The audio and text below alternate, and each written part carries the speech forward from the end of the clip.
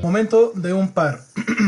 Se dice que dos fuerzas, F y menos F, que tienen la misma magnitud, líneas de acción paralelas y sentidos opuestos, forman un par.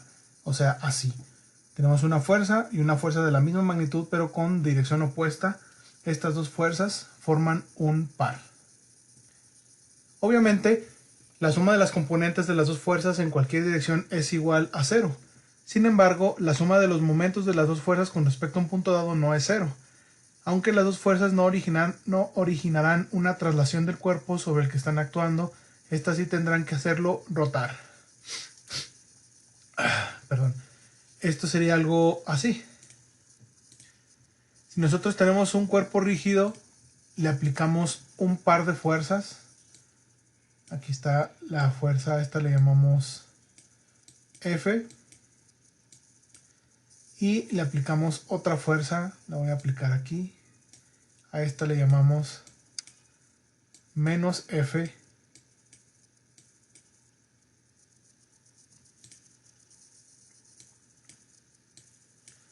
Aunque no son fuerzas concurrentes, ya que una fuerza está aplicado en un punto de aplicación distinto al otro. Son dos puntos distintos. Este sería el punto A. Este sería el punto B. Tenemos un punto de referencia, lo voy a poner aquí, en mi punto de referencia O. De este punto de referencia, pues surgen dos vectores de posición. Uno hacia acá, a este le voy a llamar R1. Y este vector de posición de acá le voy a llamar R2. Aunque bien, vemos que estas dos fuerzas no son concurrentes, sí podemos decir que algebraicamente, si sumamos esta fuerza con esta fuerza, la resultante va a ser 0. Es decir, que la resultante o el vector resultante va a ser F menos F igual a el vector nulo. Entonces todos estos son vectores, los anotamos con notación de vector R, F, F y S. Entonces sería el vector nulo. Esto implica que no vamos a tener movimiento traslacional. Es decir, que al ser la resultante de las fuerzas un vector nulo, este cuerpo no se va a desplazar de forma traslacional. Entonces no tenemos movimiento traslacional. Entonces no hay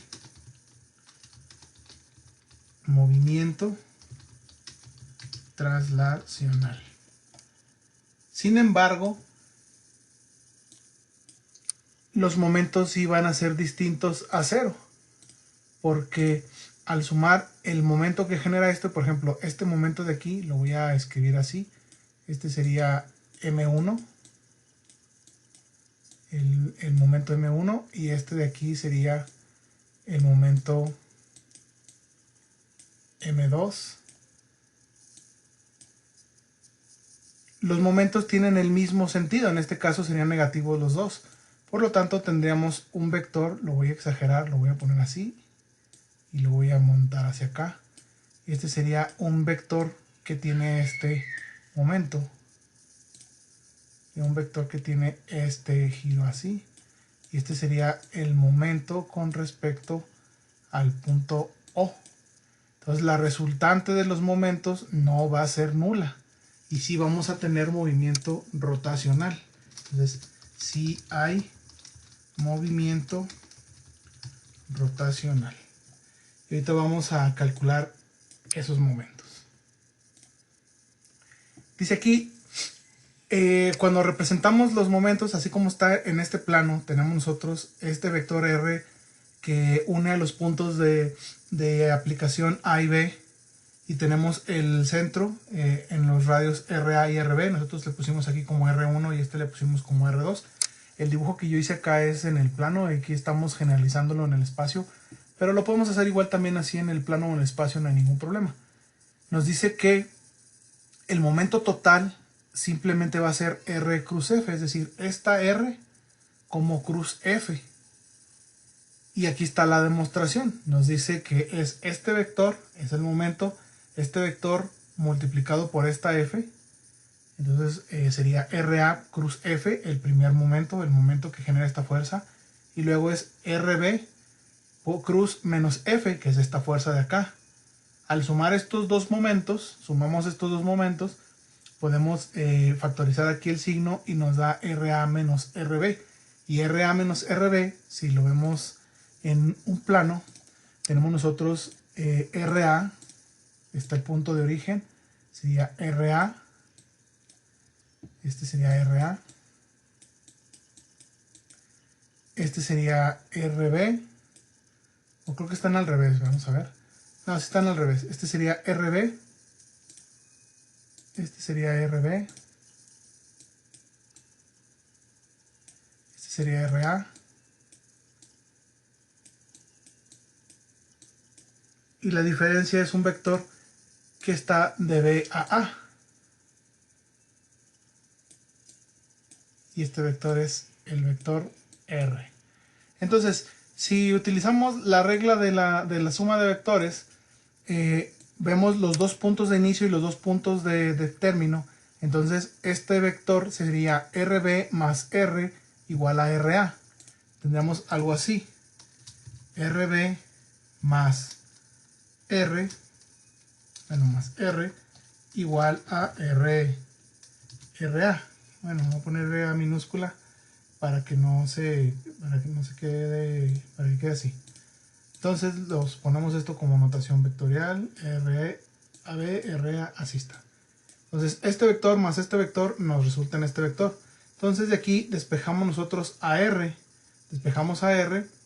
y este de que está aquí pasa restando, y tendríamos nosotros que este vector R es igual al vector RA menos el vector RB.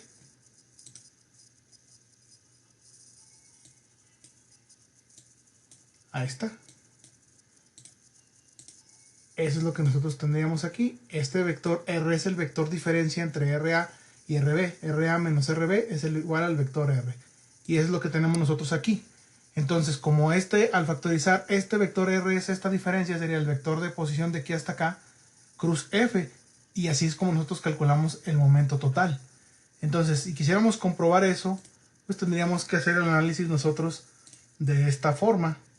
Y bueno, vamos a tratar de hacerlo para ver si eso es del todo correcto. Es decir, nosotros tendremos que trazar un vector desde aquí, desde R1 hasta R2. Desde R1 hasta R2, que ese sería el vector R. Y luego calcular el momento.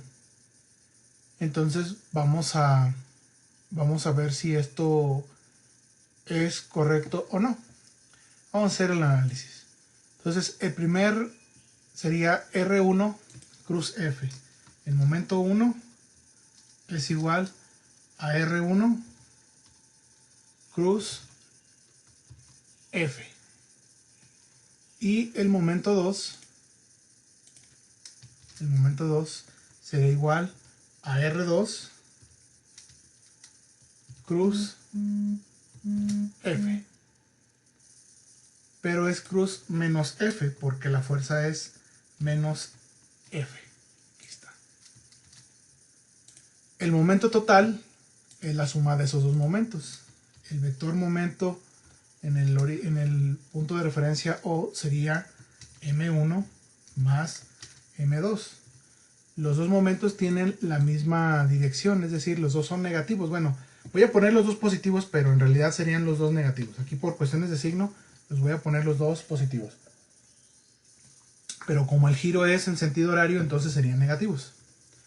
Y sustituimos. Entonces le ponemos nosotros que el vector de momento sería igual a M1, que es R1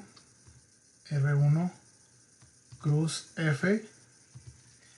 Este signo lo podemos pasar hacia acá, entonces nos quedaría menos R2 cruz F.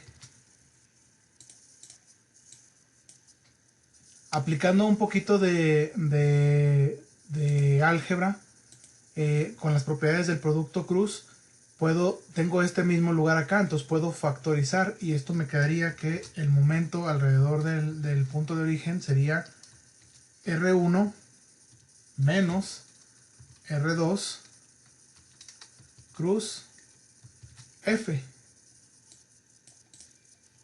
Que este R1 menos R2 sería este de aquí. Aquí tenemos R1 más R es igual a R2. Si despejamos a este R, entonces nos quedaría R1 menos R2. Al igual que lo tenemos nosotros de este lado. R1, R2. Entonces aquí está ya. Bueno, aquí sería RA y RB. Y ese sería el resultado. Ahora, esto no nos da mucha información todavía, porque nosotros queremos calcular la magnitud de ese vector. Entonces vamos a calcular la magnitud de este vector en el origen. Según la definición de este vector, de este producto, sería la magnitud de la diferencia de R1 menos R2. La magnitud de ese vector por la magnitud de la fuerza F. ¿Dónde está? Así está.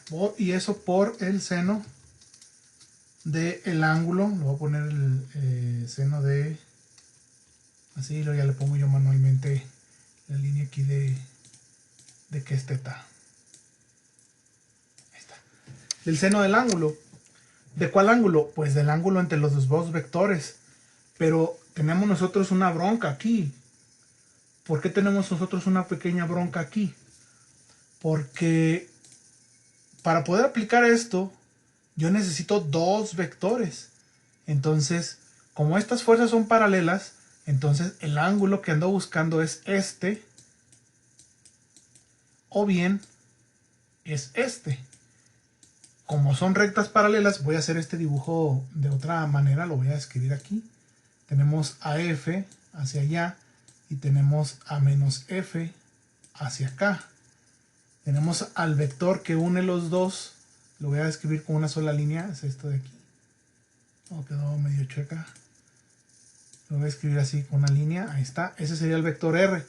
Entonces, el ángulo entre los vectores, este es el vector R, que es la diferencia de R1 y R2, sería este ángulo y este ángulo que es el mismo. Este sería el ángulo entre los vectores θ y este sería entre los vectores θ. Ahora, fíjense en algo interesante de aquí. Vamos a trazar una línea recta de este punto hacia acá para que esa línea sea perpendicular a F. Y la misma línea perpendicular hacia acá. Entonces nos formaron dos triángulos rectángulos idénticos. Este sería F y este sería menos F. Menos F. ¿A qué se refiere esta parte de aquí? Vamos a analizar esto de aquí por el seno del ángulo de θ. Vamos a ver. Si yo quiero proyectar esta R, porque nosotros queremos la magnitud de esta.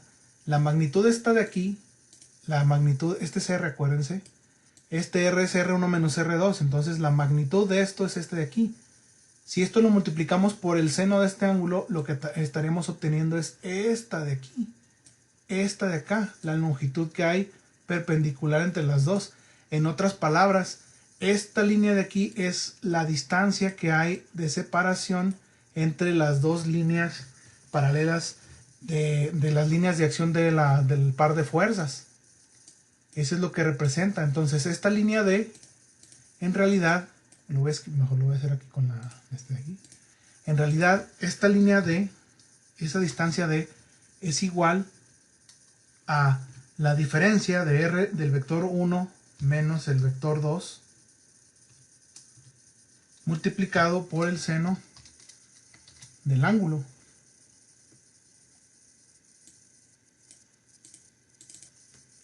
Que eso es igual a la magnitud del vector R por el seno del ángulo. Aquí le ponemos que es θ y que es θ.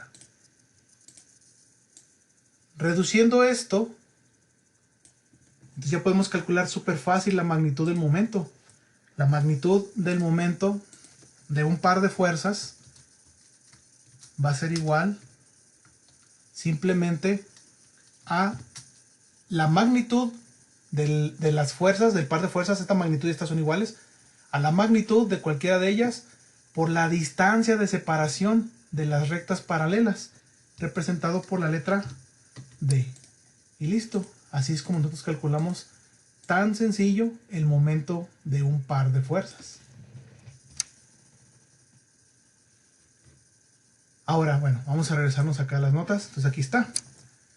De manera pues que el vector se conoce como el momento del par. Se trata de un vector perpendicular al plano, es un vector perpendicular a este plano, cuya magnitud es f por d o bien r por f por seno de teta. Ya vimos que esta r es la magnitud de este vector, f es la magnitud de cualquiera de las dos fuerzas y teta es el ángulo, este ángulo de aquí, el ángulo de separación. Entonces ya con eso nosotros podemos darle aplicación a esto. Cuando tengamos un par de fuerzas ya lo podemos aplicar y tenemos un momento equivalente. Por ejemplo, cuando ustedes cambian los birlos de una llanta, entonces aquí está donde van a aplicar el momento y ustedes aplican par de fuerzas.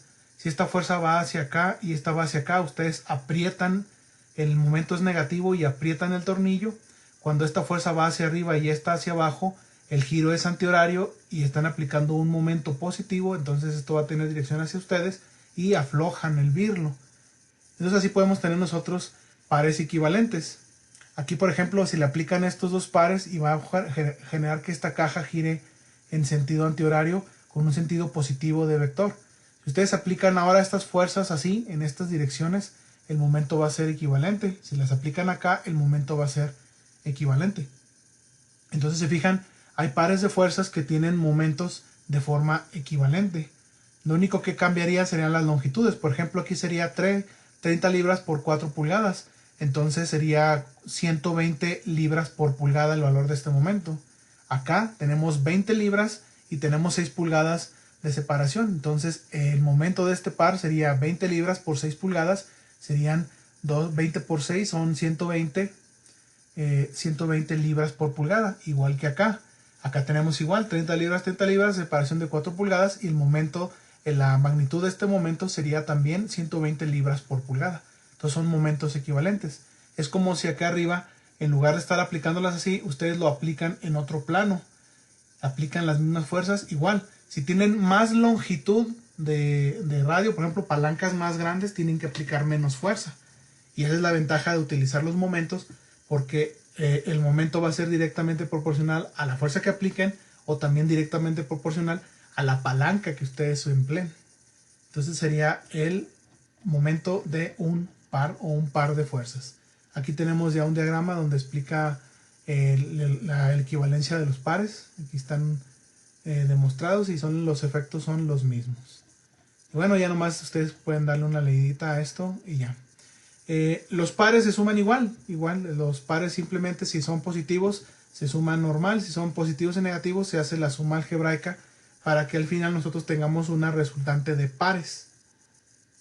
Y los pares se pueden representar por medio de vectores, pero esto lo vamos a ver un poco más adelante.